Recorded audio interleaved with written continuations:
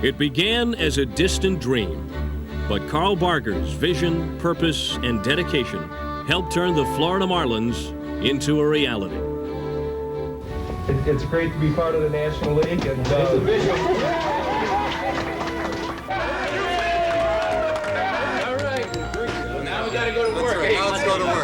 the Florida Marlins were for real, and soon enough, they would have a renovated home in Joe Robbie Stadium and a full-fledged Major League team. They'd finished the journey that Carl Barger started. Now and always, he remains an inspiration.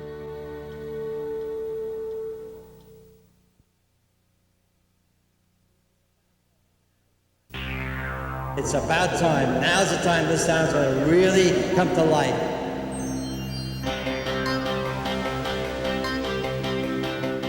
Play ball! Go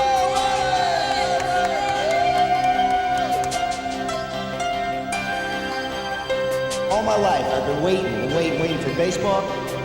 How about that? Been waiting for years. We've lived down here 25 years and hoped there'd be a big league team. Let's go, Marlins! Woo!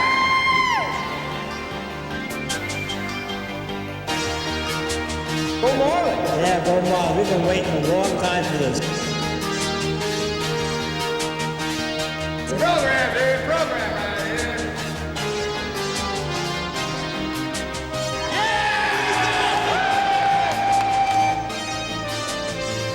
I've lived here most of my life, and I've been waiting for baseball to come here. I'm really glad to have the major leagues here finally. Presenting the first year of the Florida Marlins, a great beginning.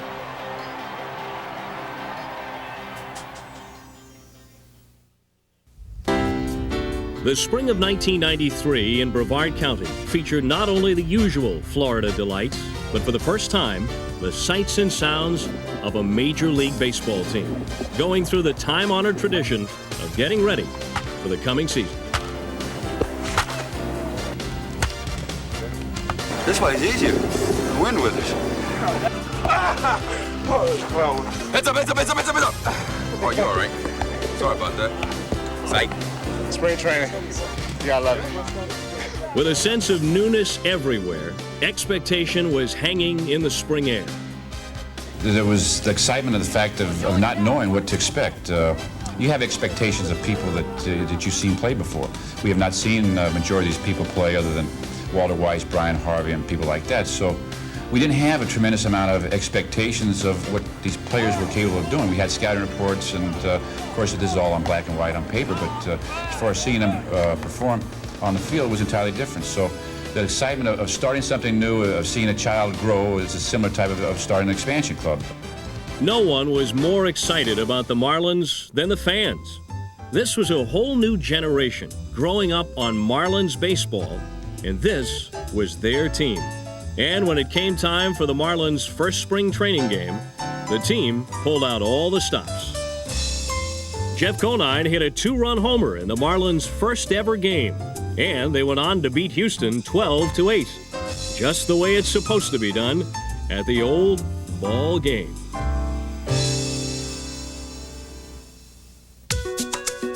Heading south for their first ever opening day, the Marlins left Brevard County for Joe Robbie Stadium, which was now fully outfitted for baseball. Though the Marlins and their fans were more than ready for the event, the weather apparently wasn't. It stormed so hard the night before, and I woke up about 5 in the morning, and it was raining and blowing, and I think we had winds that night of 60 or 70 miles an hour, and my wife said, "Don't worry, it'll be fine, it'll be fine." I remember the first emotion I had that morning was when I woke up, it was raining. And I thought, not today. Let's not have rain today. The clouds finally broke an hour or so before the first pitch, and this brilliant, cleansing sunshine, drying up everything. It was such a perfect metaphor for the season to come for the Marlins, to see those clouds break open. It was almost as if Carl Barger was indeed looking over the whole proceeding of the day. At that point, you almost can't even describe the feeling. It's a feeling that was so high and exhilarating for all of us. Welcome to opening day. What excitement we have. Not just any opening day, but the opening day of one of the two new franchises, the Florida Marlins, and Joe Robbie Stadium here is packed. Just coming into the ballpark and seeing the buzz, you know, just driving into the place, you knew that something special was happening because the media, the TV trucks, just the excitement of having a brand new team here in South Florida, I think was just the neatest thing I've been a part of in baseball. Sun-soaked Joe Robbie Stadium, the color teal all around, as the Florida Marlins take the field for the first time ever at home against the Los Angeles Dodgers. However, the Marlins were not official members of the major leagues until their opening day baptism from Chris Berman. The manager for the Marlins. Don't walk away, Renee Latchman. Third base coach is Cookie Days of Wine and Rojas. Leading off in center field, number 2, Scott Pose. The only ones I've come up with so far are not great. Expose, suppose, strike oppose, not good enough. Same with Chuck Carr. I mean, there should be racing, renta, not good enough. You know what I'm saying? So we're holding back on those. Batting second. Brett put another shrimp on the Barbary at second base. Hitting third and playing right field, number 47, Junior Felix. Junior Felix doesn't really have one, although I was always a fan of his father, Senior Felix. Batting fourth and playing first base, number 39. Their big local hero here at first base, Orestes Emotionally Distrata. I guess I'm getting old. Batting fifth and playing third base. Dave Magana doesn't have one at third. And doing the catching. Benito Il Duce Santiago. Batting seventh and playing left field, Jeff Conine. Left field is a layup, Jeff Conine, the Barbarian. Batting eighth, number 22. Shortstop is Walt Three Blind Weiss. Pitching today, number 49, feeling more like 45 these days, Charlie Huff. The starting pitcher, Charlie Huff, has never had one in his career, so I'm not going to start now. But that's pretty good. There's a lot of them in there. The Marlins were about to make history, and in memory of the man who guided them on their way, a moment of silence was held for Carl Barger.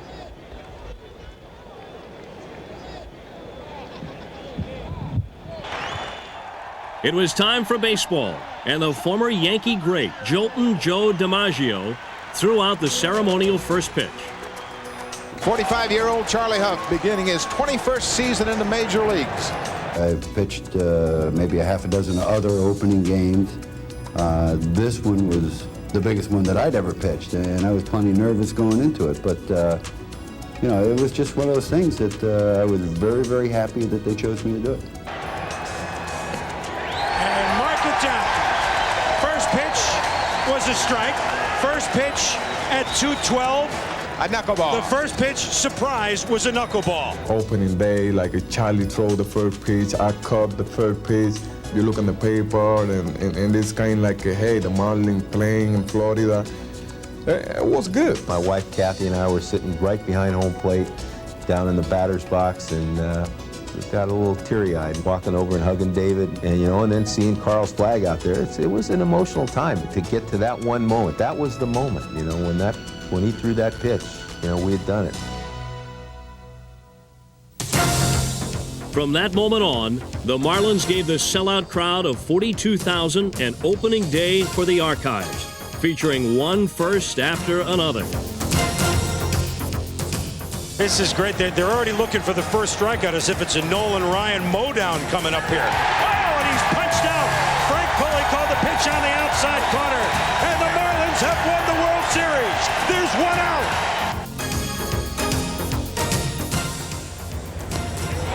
Strike three. The Marlins have won another World Series. And Pose was 397. Ground ball off the glove of Hershiser. Reed adjusts. Karros cannot come up with it. And your first base runner for the Florida Marlins, Scott Pose.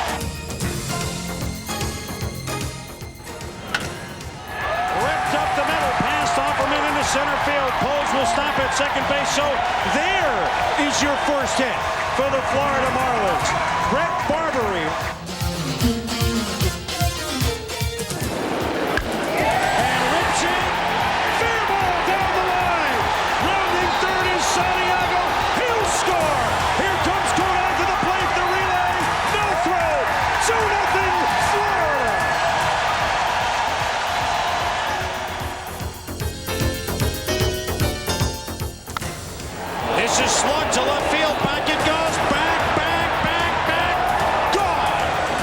Marlins have cut it to 1.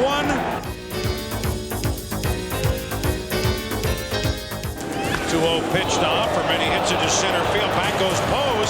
Still going back. Oh, and he makes the catch in front of the 434 side. The crowd on its feet as Scott Pose just kept running back and flagged down the long drive by Offerman.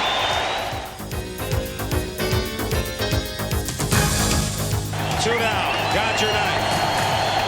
6-3 Florida.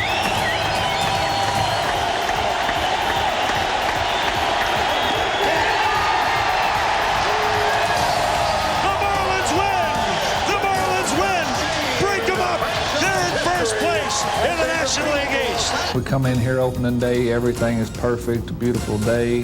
That was just a dream come true that day. Everything went great. Charlie got the win. The team got the win. It was a good day. It was a very relieving thing for me. You know, when you get that first win, especially with a first-year franchise team, and especially at home, and it was opening day, so you could sit back and you could take a real deep breath, and I did it after that game. Did you have fun? Yes, I had. After the last hour was made, I had fun. Congratulations. Thank you. Still flush from the excitement of playing their first game, the Marlins packed up on April 12th for their first West Coast swing.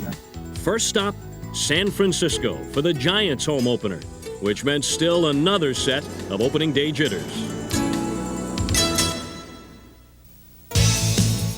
But if the Marlins were nervous, they didn't let on. They passed their first road test convincingly, rallying from a 3-run deficit when Benito Santiago came up in the 6th and delivered a first. That ball is gone, and we are tied. Benito Santiago has just blasted the first home run in Marlins history. I went home that day and I go like, wow, I was the one that hit the first homer here. So I just want that happen so when my kids growing up, I can say, hey kid, at least I do this, and I have to be proud. The Marlins had reason to be proud. Though they lost the opener in 11 innings, they played competitively in the 3 games, tagging Giant pitchers for 23 hits and 6 runs. But even with a promising start, life in the majors can seem daunting to an expansion team. Realizing that, the Marlins peppered their cast with experienced players who brought to the team talent, leadership, and the intangibles that can only come with the travels of time. As far as leadership, I think Walt Weiss is definitely a leader. He just leads by example. He's definitely a professional and knows how to go about his business. Brian Harvey's the same way. Orestes Estrada's, consummate professional. There's a lot of guys on here that lead by example, and they're just good human beings. Charlie Huff brought with him 23 years of Major League experience and more than 200 wins. At 27, Jack Armstrong already had World Series experience. So did Dave Magadan, who played on the '86 World Champion Mets. But more than any other player on the Marlins, shortstop Walt Weiss, a veteran of 4 division winners, proved to be indispensable. Well, you mentioned about how much a guy means to a ball club. Well, Walt Weiss, just his leadership alone and just his presence in the clubhouse can mean so much to a young ball club. The young players, and for that matter, the veteran players, I think are inspired by the way he handles himself when he walks through the door. He gives it his all every day. Walt Weiss is pretty intense. I mean, when he straps it on, he's ready to go. Walt Weiss charges, gotta hurry. Got him. I didn't realize he's as good a player as he is. Here's a shot, great play, and the only play is at first by Weiss. Walt Weiss is a leader. Walt Weiss is a gamer. He goes out there, plays day in and day out. He plays under any circumstances. He's had his bumps and bruises. He is the glue to the infield and had a very impressive year for us. I think I learned from some great players over in Oakland how to go about playing the game. Some great veterans, guys like Carney Lansford and Eckersley and Bobby Welch and Stewart. You can go on and on. But I think I learned well from those guys, and I'm not one that's going to go out and give orders, but I think the best way to go about things is to go out there and play hard every night. I think that rubs off on the rest of the guys. With an adventurous blend of veterans and rookies making their way together, the Marlins went to Colorado in late April for the historic meeting of baseball's two newest expansion teams. The Marlins lost the series opener, but held on for a 2-1 victory in Game 2. Then, in the fourth inning of the finale, the Marlins offense erupted. And it's up the middle, and here comes Weiss, here comes Carr, 2-0. And here is a shot out over the shortstop's head. Santiago comes home. Conine comes home, 4-0, Florida. For Rockies manager Don Baylor, the worst was yet to come. Junior Felix stepped to the plate with a hot bat, the bases loaded, and another piece of Marlins history in the making. Make sure it's your pitch. And a fly ball into left. Way back, way back, way back. Grand slam, home run! Did I call it? Take that 3-0 pitch and let it fly. The first Grand Slammer. The Marlins were flying high and mile high. They took 2 of 3 and headed to Cincinnati with newfound confidence and took advantage of every opportunity. In comes Espy. He can't get it. It's through his legs. It's going to go all the way to the wall. And the Marlins have taken a 4-3 lead. Florida split the 2 games in Cincinnati and then marched on to Atlanta's Fulton County Stadium to meet the defending National League champs. But neither the Chops nor the Braves' exalted pitching could cool off the Marlins. A shot down the line in left. Gets by down there. Hammond is coming home. The Marlins won the opener. Then in Game 2, Dave Magadan snapped a 7th-inning 3-3 tie. And a long one to the right side. Justice going back, gone! Dave Magadan, and the Marlins are back on top. Closing in on what would be their 3rd straight victory, Trevor Hoffman faced one last hurdle, Braves slugger David Justice. Fly ball into left. Coming in is Briley. He's got it. And the Marlins have swept the defending National League champions here. What a wonderful road trip it's been.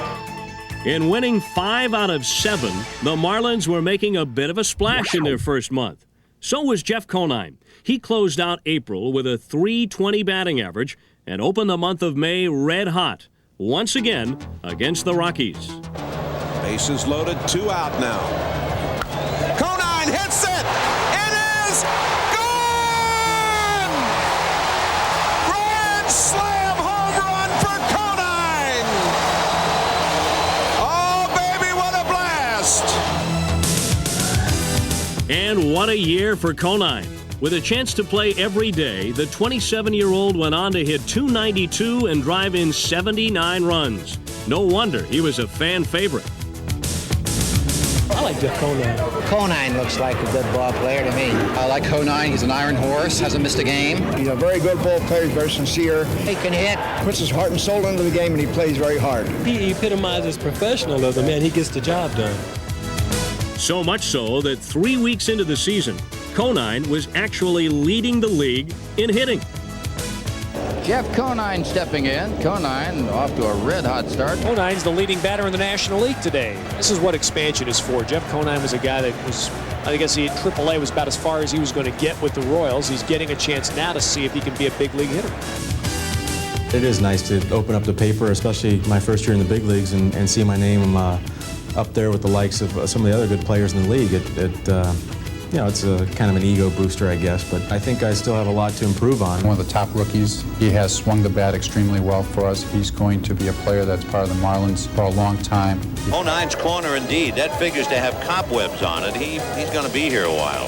Everybody talks about Jeff Conine, the Terminator, you know, and he's out there, no smiles, and it's like when he strikes out, he's walking, and he's like, he kind of gives a little turn like, I'll be back. You know, it's just like, Jeff is just like, he's a real good guy, you know. Once you get to know him, and he's really exciting. I share lockers right next to him, and I mean, he's fun guy to play with and a good outfielder. I've stayed healthy. I've played good defense, which was really important to me. Playing a full year in left field, I've really gotten used to it and feel comfortable out there. There's a lot I can improve on. I think I'd like to cut down on my strikeouts next year and maybe hit for a little more power, which I think will come as I mature as a hitter. But overall, I've got a pretty good feeling about this year.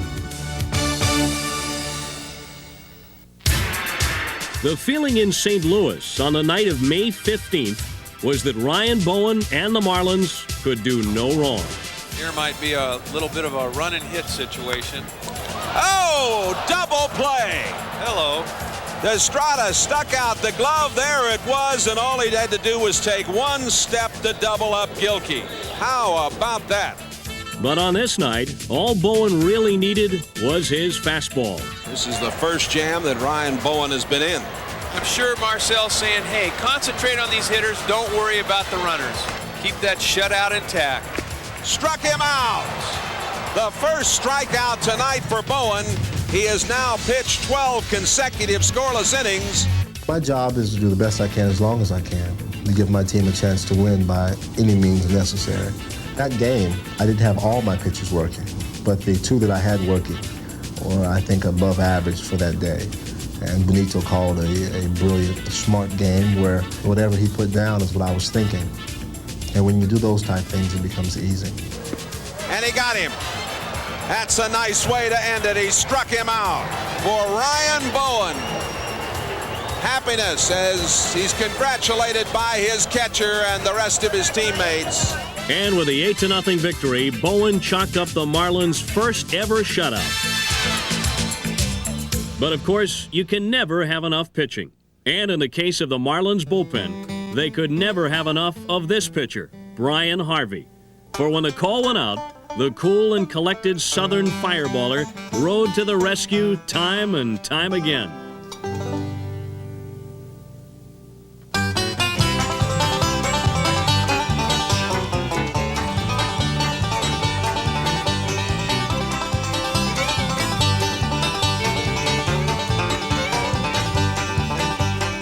I think the key to the whole staff, what success we've had, is Brian.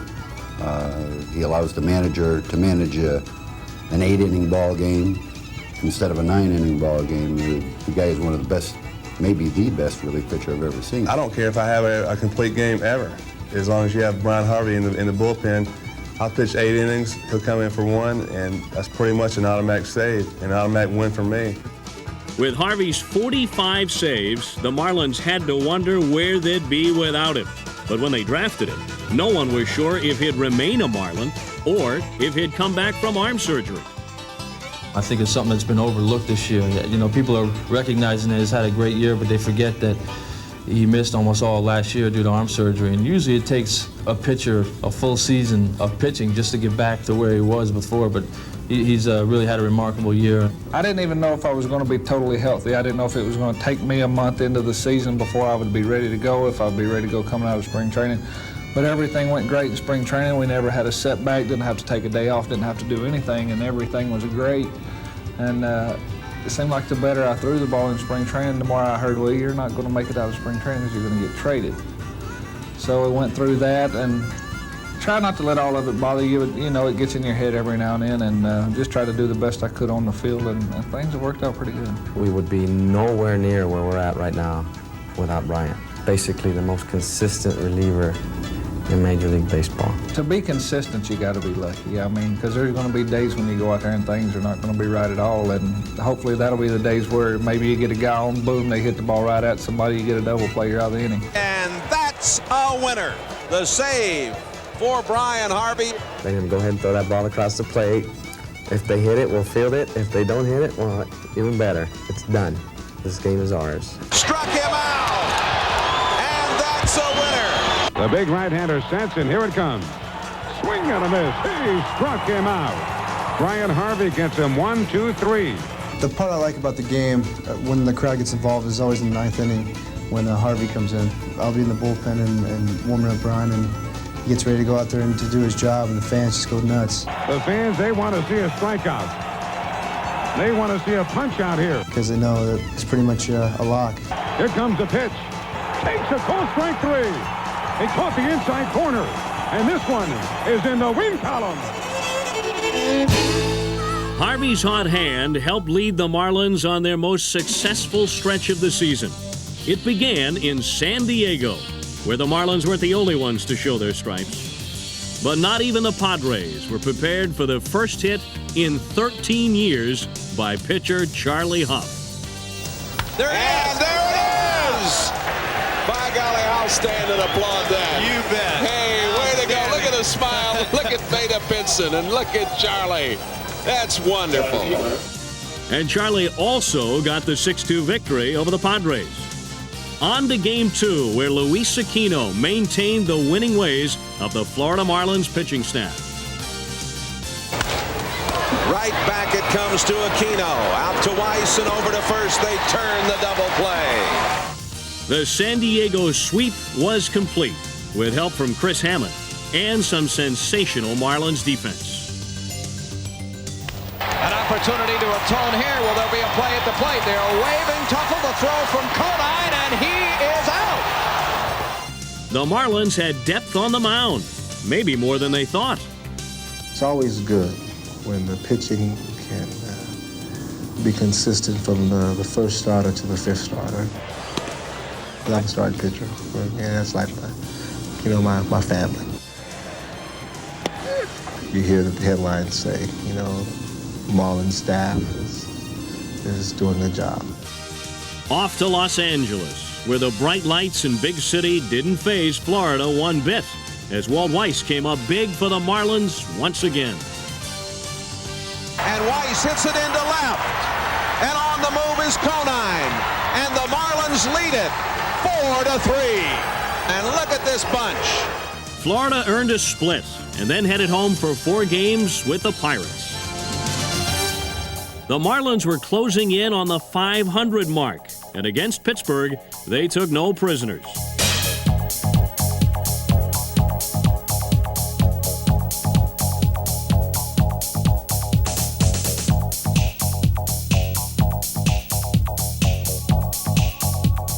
Florida won the first game 4-3, and in Game 2, the Big Bats broke loose. Magadan, a high, deep drive to right. Dave Clark back there. Out of here. Weiss with a base hit looping into left center field, and another run comes home.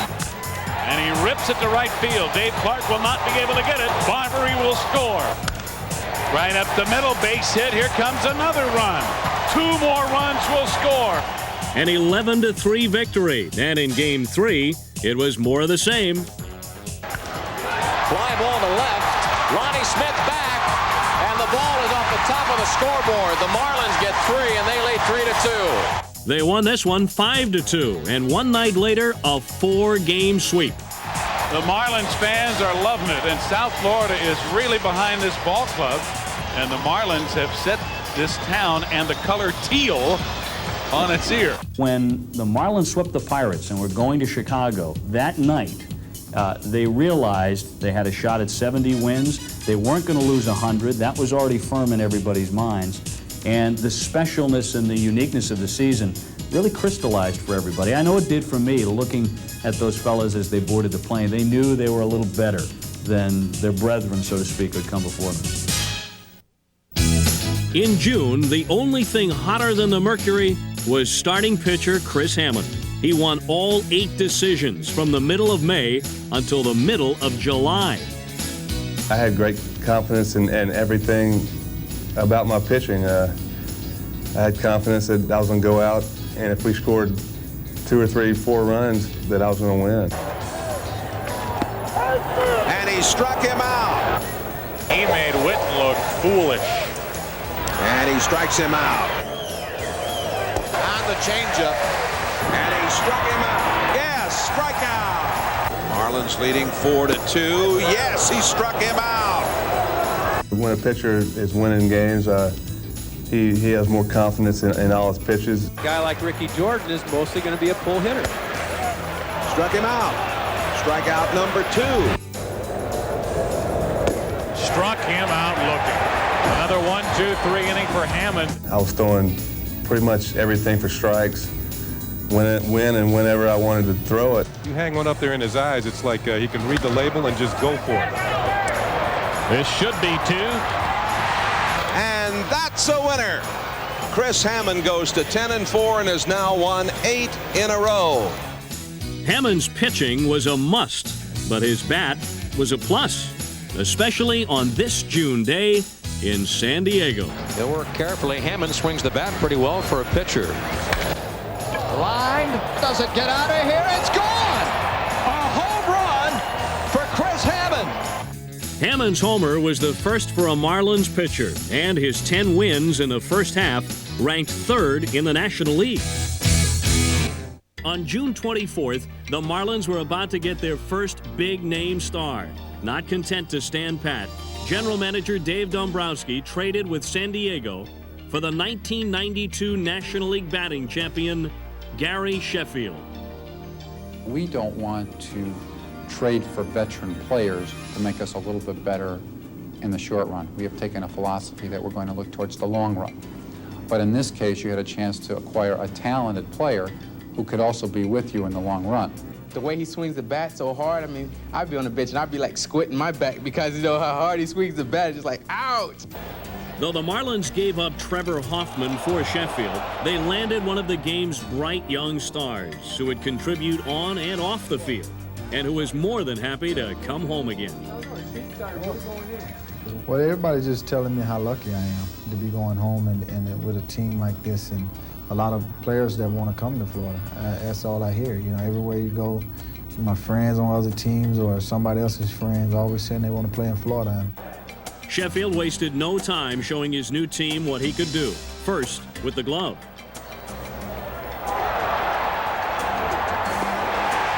What a play. Then with the bat.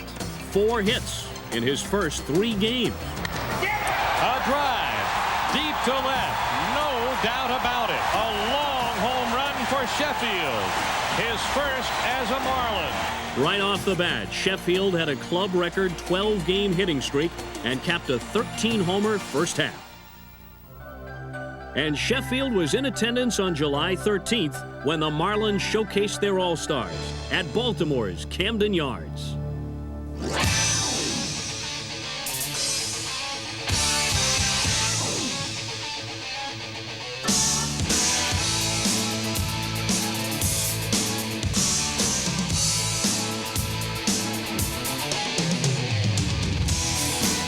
Along with Sheffield, Brian Harvey, as the Marlins were proudly represented. It's gave you one of those emotions where you had the goosebumps down your arm when you heard them introduced to the crowd there in Camden Yards in Baltimore. You look at Brian Harvey and Gary Sheffield run out there in Marlin uniforms. It gives you a sense of pride. But Sheffield wasn't content just to be at the All-Star game. Barry Bonds was talking before the game, and he was saying that he was going to win the MVP of the game. And I told him, you got to remember, I'm hitting behind you like that. So I said I was going to win it. And I told him everything he did, I was going to top him. Sure enough, with Bonds on second in the top of the first, up came Sheffield. Sheffield smashed a 2-run homer that gave the National League an early lead and earned him some hearty congrats from Bonds. And even though the National League went on to lose, Brian Harvey did get the opportunity to show his American League friends the kind of stuff that earned him 25 saves in the first half. As for the stars of the future, may we present Chuck Carr, certainly an all-star in the making. Who's your favorite player? Chucky Carr. Chuck Carr, why? Does he make so many great catches? Yes. Line drive, left center field, Chuck Carr. Who's your favorite Marlin? Chuck Carr. Why? He's fast. He's fast. Carr is going. Here is the throw, and he is there. Who's my favorite Marlin? Yeah. Chucky Carr. Chuck Carr. I'd say Chucky Carr, the center fielder. Carr. Right. Just the way he plays hard. I like Carr. Why? I like his speed. I like his good arm. That's his natural ability. And here is the throw, and he is out. A beautiful throw from center field by Chuck Carr. Chuck Carr is going to be a future star, and he's going to be the leader of this ball club someday. He's pretty exciting, isn't he? Yes, he is. He's a good ball player. Not only that, he's exciting. He makes it that way, and that's his thing. Running in a league of his own, Carr stole 58 bases and became the first rookie in 7 years to lead the National League in steals. With speed like that, you know he covered a whole lot of ground in center field.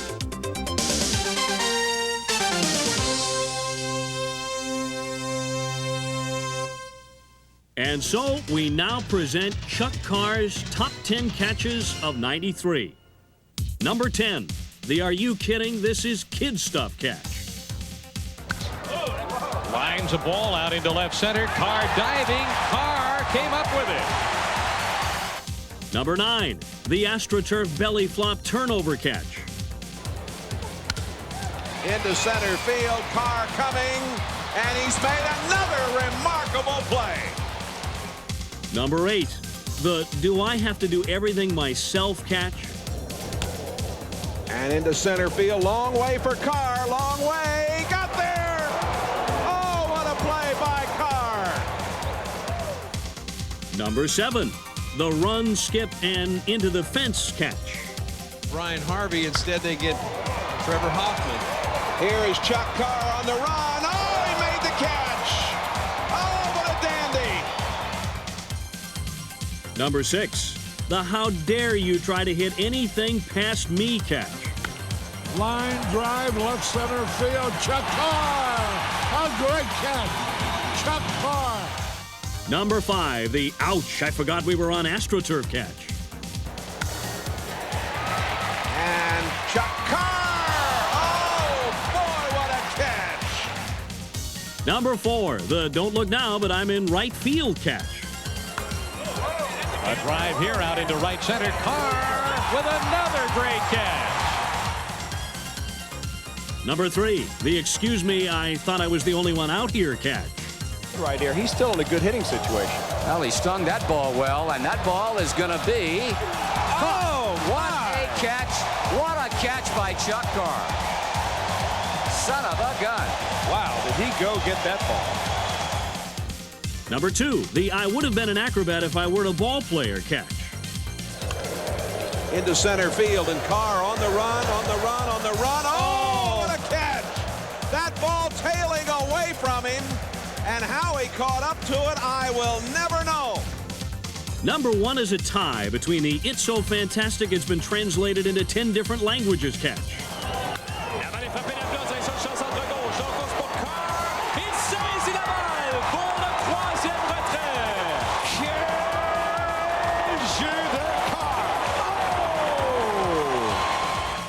And the other number 1 best catch, the Don't Worry, I Used to Be a Stuntman catch. Here's a fly ball that is going to... Oh, my goodness! What a tremendous catch by Carr. Sliding across the AstroTurf here in St. Louis to make a remarkable grab. Good defense wasn't limited to center field. The Marlins were well stocked in the glove department and played solid defense all year long. Geronimo tests Destrada. Nice play. Can he finish it? Yes. An outstanding play by Destrada.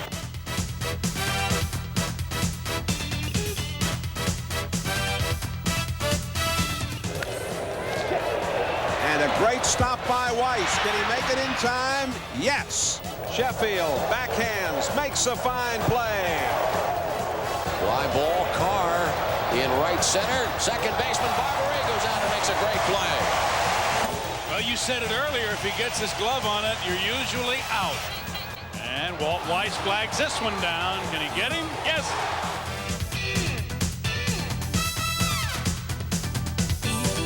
And he is out.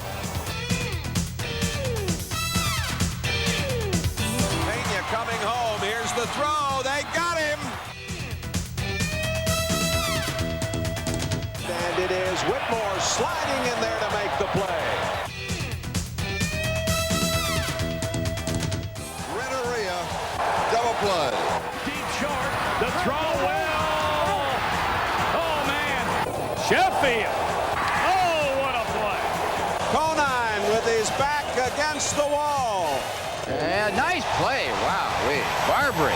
Riley racing over and makes a beautiful catch. Santiago makes the play. What a tremendous play by Whitmore. Whoa, look at that. And he held on to it. For Florida manager Rene Lachemann, the Marlins' reliable defense made his job a lot easier. But Lachemann had another ace in the hole as well, his bench. And as every platoon player proved, this was a team of 25 players, each making a contribution. We knew our role coming into spring training. We support the team, and when we get called upon, that's when we have to perform. Mulholland delivers. Fly ball, well hit left field. This one could go. It does! Wave it by Henry Kettle. The opportunities don't come that often, but just getting into play is the funnest part about playing this game, obviously. And when we get in, that's when we get to, hopefully get to shine. Nato, the pitch. Line drive right field. There's a base hit. Watch White. He's got a chance to score. Here's the relay. The throw to the plate. The Marlins win. The Marlins win. Nato doubled down the right field line. While some Marlins came off the bench to deliver, others, like Richie Lewis, came out of the bullpen to offer their prowess in a pinch, like in this game against Houston in late August.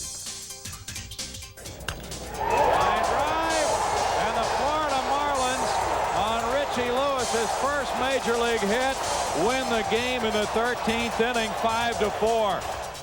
When opportunity came knocking for Mitch Leiden in his first ever at-bat, he answered with a blast.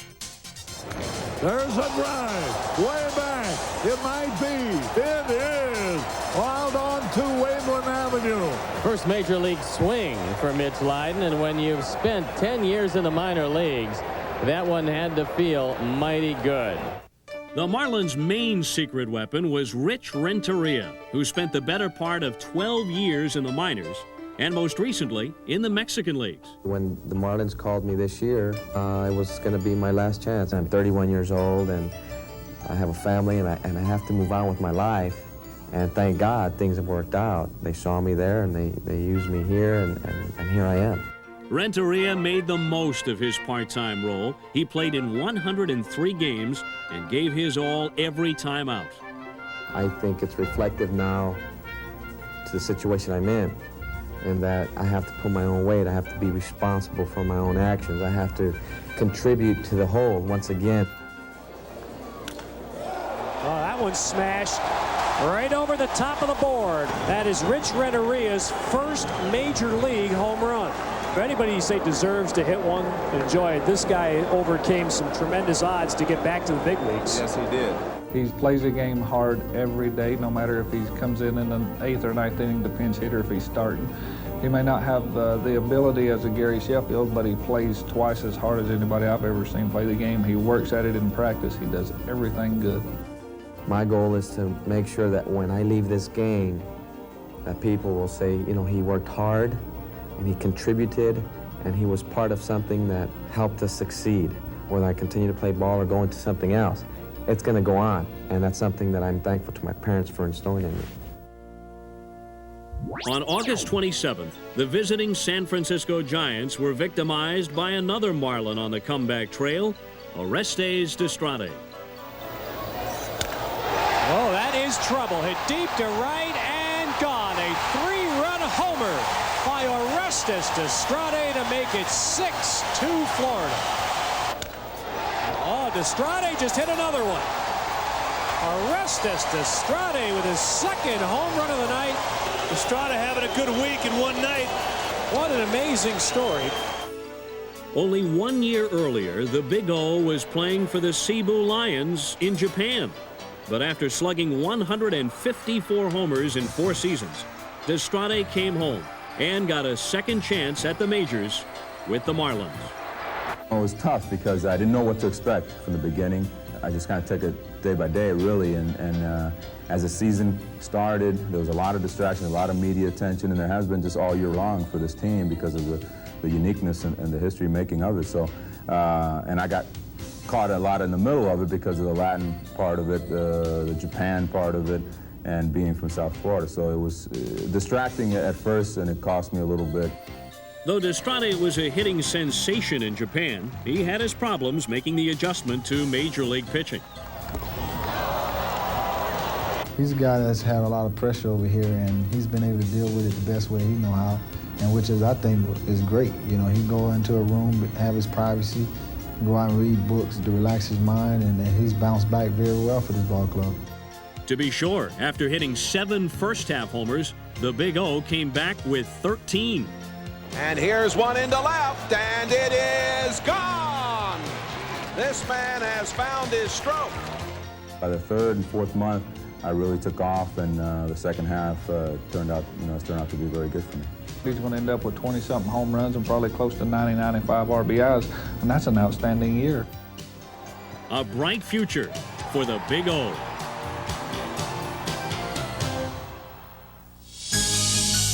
As the first long season wore on, several of the Marlins appeared to lose a step here and there. It seems like some guys aren't used to playing 160, 150 games during the season, and that might be wearing on some guys, but it's just tough on a body to do that. It's not easy with an expansion club, day in, day out. Early in the year it might be, but late in the season. And one thing you'll still see our club playing late in September, you'll see them playing hard. In fact, the Marlins proved themselves such worthy competitors, they wound up playing 62 one-run games, the most of any team in the National League. I can't recall one day when I would go through the clubhouse and these guys would be down. I think Renee Latzman and the coaching staff did a terrific job of making sure that these guys came ready and thinking they can win any ball game they went into. There's always something out there that can drive you, and sometimes it just comes down to pride. You know, if there's no other goals to shoot for, you try to go out and do well for yourself and play with integrity and pride. This is an important period for this team to see what the future holds. And the future does look bright, especially with hometown product catcher Charles Johnson on the horizon. Promising outfielder Nigel Wilson was the #1 expansion draft pick. And then there's pitcher Pat Rapp, who provided a spark for the Marlins when he was called up late in the season. And he got him. Sur un troisième prise, la balle cassante. A no-hitter was one of the minor league highlights for the Marlins this year, courtesy of Elmira's Andy Larkin. And the Marlins Class A team won the title in its first season of play. So you've got to figure there are good times ahead. Everything is positive. We've got good people. They're being allowed to do their job, and I think we're going to be very successful, a lot quicker than expected, and for a real long time.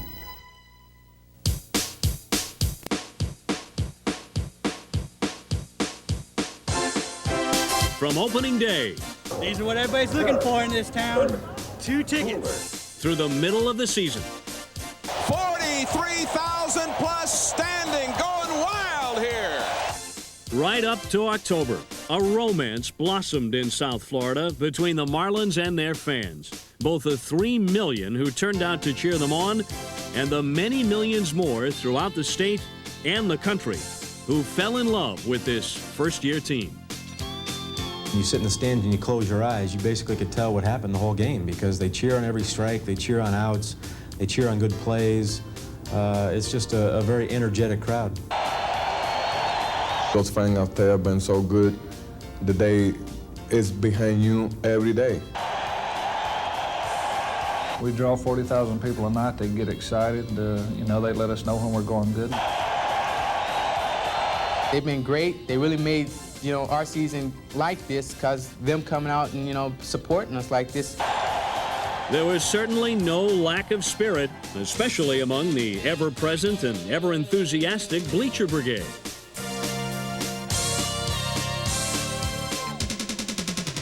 excitement of the crowd and the enthusiasm for this team is just wonderful. We're born in Florida, and we just love them, and we're so excited that we have a team. What a wonderful place to be playing ball. How can you beat this? The weather's great, the people are great. Stadium's great, parking's great. And the baseball's great, too. It's just exciting to come to the ballpark, and the Marlins put out a good effort every night. It's great, and it's great. It's delightful. We're having a wonderful time, and I think everybody I spoke to loves it. Fans of South Florida had to pinch themselves to believe it. They finally had a team of their own, and their hearts belonged to the Marlins. But make no mistake, this marriage of a team and its fans is destined to last a long, long time. It's been very rewarding for us to see how South Florida has taken to the team, and it gives us a lot of personal satisfaction. And if I could look everyone in South Florida in the eye, I'd say thanks a lot, South Florida. As the Marlins look back on 1993, they will do so with a sense of pride in knowing they played their hearts out. They won the respect of the National League and captured the fancy of South Florida. It was a great beginning, a summer of modest miracles, of fun times, and of growing pains. The first season is never so much about winning and losing as it is about building a future. Carl Barger would be proud to see what his vision has come to. And as the year of firsts takes its place in history, the Marlins know this is only the beginning. A pretty good season for the team and a pretty good season for baseball, because I think everybody's been pretty excited about the Marlins. I think we've captivated an audience.